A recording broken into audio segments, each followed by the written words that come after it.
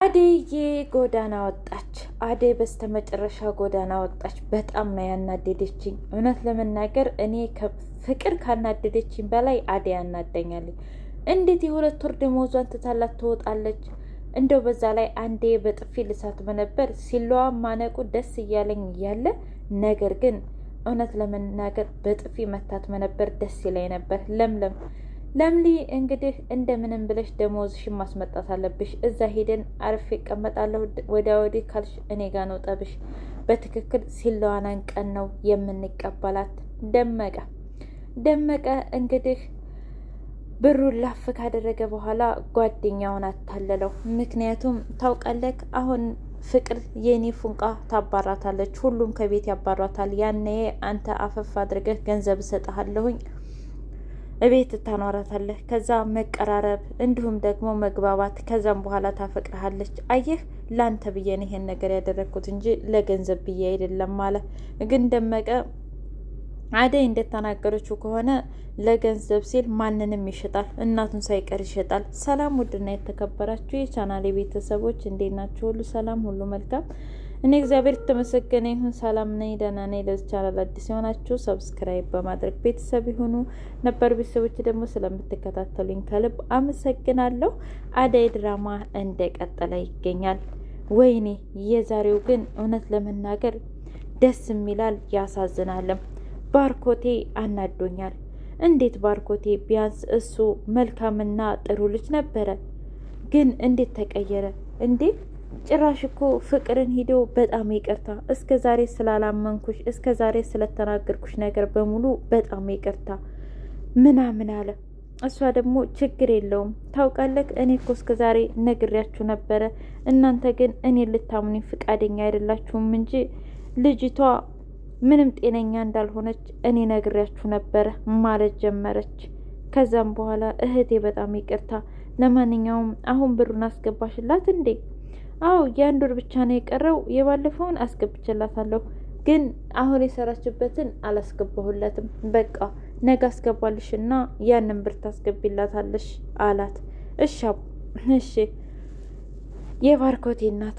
የባርኮቴ እናት ደውላ አንተ ወራዳ፣ እኔ እንደዛ አድርጌ ነው ያሳደግኩህ፣ አደይን ካለችበት ፈልገህ እንድታስገባት እቤቷ እዛው ቤት እንድትገባ ፈልጋለሁ፣ ስራዋን እንድትሰራ ፈልጋለሁ አለች።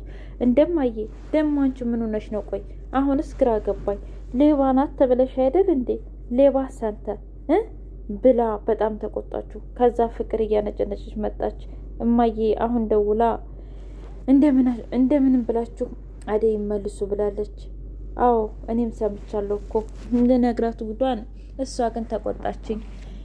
አይ እማዬ እውነት ለመናገር ያለ አንድ ነገር እንደዚህ ብላ አትልም። እማዬ የምታውቀው ነገር አለ፣ ስለዚህ እኛም ቸኮልን መሰል ሲል፣ አይ ወንድሜ በቃ አንተ በሰከንድ ተሸበለልክ ማለት ነው አለችው። እንደዛ አይደለም፣ እንደዛ መሸብለል አይደለም፣ ነገር ግን በቃ እማዬ ትክክል ትመስለኛለች፣ ስለዚህ የግድ ማናገር አለብኝ እያሉ አደይን ፍለጋ ወጡ። ከዛ ኤላ ጋር ሄድና እንዴት ነህ? ሰላም ነው ባርኮቴ? እየተረጋጋህ ነው ሲለው፣ አዎ ያው ምንም አልል፣ በጣም ይቅርታ እኔም ሳልጠይቅህ ቀረሁኝ ሲለው፣ አዎ ብቻ ግን ችግር ነው እማዬ ደውላ እኮ እሺ በቃ አደይን ትክክል አላደረክም ብላ አለችኝ እና ሲል፣ አሁን እኮ ወጡ፣ አሁን ለምለም ጋር ወጡ። እውነት ለመናገር እኔም ፊት ስላልሰጠኋት እኔም ተናጅባት ስለነበረ ሲለው፣ እንዴ ማለት እዚህ ነበር እንዲ ያደረችው አለ። አዎ እዚህ ነበር ያደረችው። እናማ ጠዋት ወደ ደላላ ጋር ሄዱ እና ደግሞ ፍቅር ጋር የሆነ ብር አለ ብለዋል። አዎ የሆነ የአንድ ወር ብር አለ ብላለች፣ እሱን ይሆናል አለው። አዎ ብቻ አላቅም፣ ግን የምናወራርደው ሂሳብ አለ ብለው ተነስተው ሄዱ። እንደዛማ ከሆነ ልድረስባቸው አለ። ከዛ ዲቭና ሊዲያ ጥንብዝ ብለው ሰክረዋል። ሊዲያ አምጭልኝ ኤላን፣ ካልሆነ ግን ህይወትሽን ነው የማመሰቃቅለው። አንቺ ውሸታም፣ አንቺ ውሸትሽን ዋሽተሽ ዲቭን የራስሽ ያደረግሽው አንቺ ግን እኔን ኤላን በፍጹም ልሰጭኝ አልቻልሽም። አንቺ እንደውም ከኔ ይልቅ ለለምለም ነው የሰጠሻት ስትላት፣ እኔ አይመለከተኝም፣ የምፈልገውን ነገር አግኝቻለሁ፣ ከዚህ በኋላ ዲቭ የኔ ነው፣ አዴ ደግሞ አብቅቶላታል አለቻት። አዴይን እንደምንጭጭጭቅ እንዳደረገቻት፣ ውጪ አንቺ ቆሻሻ፣ ውጪ አንቺ ሰራተኛ፣ እዚህ ቤት ድጋሚ እንዳትመጪ ብላ ፌስታሏን ቁጥርጥርጥርጥር አርጋ እንደዛ አባረረቻት። ፍቅር የት ሄዳለሁ እናንተ እኮ ናችሁ ወንድሞቼ እያለች እያባበለች፣ ምንም ማንም የሰማት ሰው የለም። ወይ ጉድ! እንግዲህ ሁሉም ተሰብስበው ስለ ሀብሉ ማንነት እያወቁ፣ ኤላ ደግሞ ይቅርታ እየጠየቃት ደመቀ መጣ። ከዛ ፍቅር ደግሞ ይህንን ምን አድርገሽ ነው አንቺ ጋር የመጣው? ቆይ ከአንቺስ ጋር ምን ይሰራል ብሎ ሲጠይቃት፣ ባርኮቴና ዲብ አይ አሁን እውነቱን ሊነግራችሁ ነው። ምክንያቱም እስከ ዛሬ እኔ ላይ እየተቆጣችሁ እየተሳደባችሁ እኔም ብዙ ነገር እያላችሁኝ አይደል? እናማ በሉ ዛሬ እውነቱን ይነግራችኋል ሲል፣ እንግዲህ ስለ ሀብሉ ከሆነ ይህን ሁሉ ቀመር የቀመረችው እሷ ነች። ማናት እሷ? አደይ። ምን? አዎ አደይ ነች። እንዴ አብዳችኋል እንዴ? ኧረ ተው ደመቀ ተው። እንግዲህ ሚስጥርሽን ባለ መጠበቄ በጣም ይቅርታ አደይ፣ ነገር ግን ከዚህ በላይ መቋቋም አልችልም ሲል ኤላም ወጣባት። አንቺ ግን ምን አይነት ሴት ነሽ? እንደዚህ አልጠብቅሽም ነበር። እጅግ መልካምና ጠንካራ ሴት አድርጌ ነበር የምስልሽ ብሎ ተቆጣት። ከዛ ባርኮቴም ደግሞ እንደዛው፣ አንቺ ቆይ እህቴ ብዬሽ አምኜሽ እንዴት እንደዚህ ታደርጊያለሽ? በዛ ላይ የጓደኛዬ ብሎ ተናደደባት። ካጣሽ ገንዘብ ለምን እኔን አትጠይቅኝም? ዲብም ደግሞ አንቺና ፍቅረኛ ብዬ የተቀበልኩት እውነት ለመናገር እስከ ዛሬ ድረስ አላውቅሽም ማለት ነው ብሎ ተናደደባት። በሌላ በኩል ፍቅር እንግዲህ ፍቅርና ዳይመንድ እየተሸኛኙ፣ አሁን ይውልሽ ትሰሚኛለሽ፣ ብሬን የማታስገቢ ከሆነ እገልሻለሁ። ሙሉ ብሬን እንድታስገቢልኝ እፈልጋለሁ። አሁን ሜሽኔን ጨርሻለሁኝ አለ። ከዛ ግራ ገብቷት እንዴት እንደዚህ እንደሆነ፣ ደመቀ ደግሞ እንዴት እንደዚህ እንዳደረገ ግራ ገብቷታል።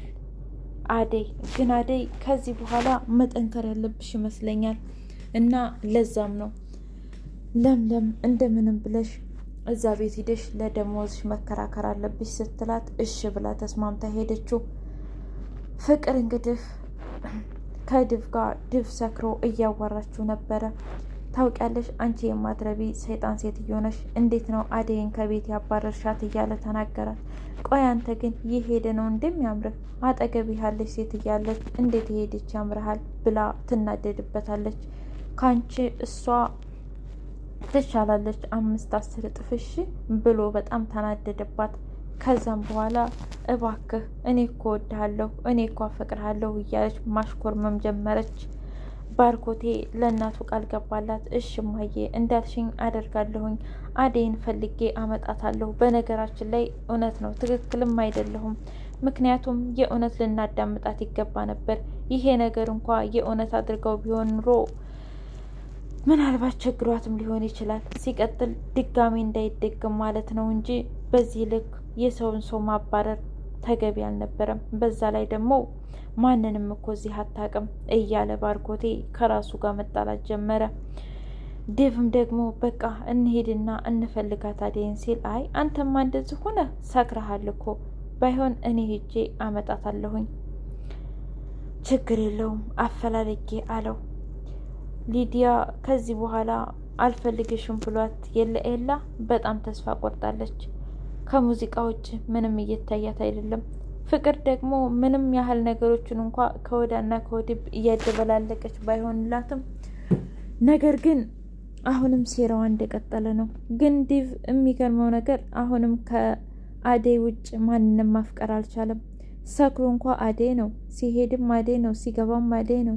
ሆ ወይ ፍቅር! ደመቀ እንደኔ ያናደደው ማን ነው? እስኪ ኮሜንታተሮች ጻፉልኝ። እኔ ደመቀ እውነት አደይን አሳልፎ ስለሰጣ አናዶኛል። ይሄ በልቶ ካጅ ማለት ነው እንዴ! እረ ሩህሩህ ነበር እኮ ግን እሱ ካዳት። ጓደኛው ግን የእውነት ብታፈቅረው ደስ ይለኛል። ምክንያቱም ያፈቅራታል። ይንከባከባት ነበረ። የሚያፈቅራችሁ ወንድ ይንከባከባችኋል ማለት ነው። ውድ የቻናል ቤተሰቦች የዛሬው ቪዲዮ ይሄንን ይመስል ነበር። በቀጣይ እስከምንገናኝ ቸር ሰንብቱ። ላይክ፣ ሼር፣ ኮሜንት አድርጉ ማለት ነው እና ከአደይ ድራማ ምን ተማራችሁ? ትዕግስትን፣ ቅንነትን፣ መልካምነትን ነው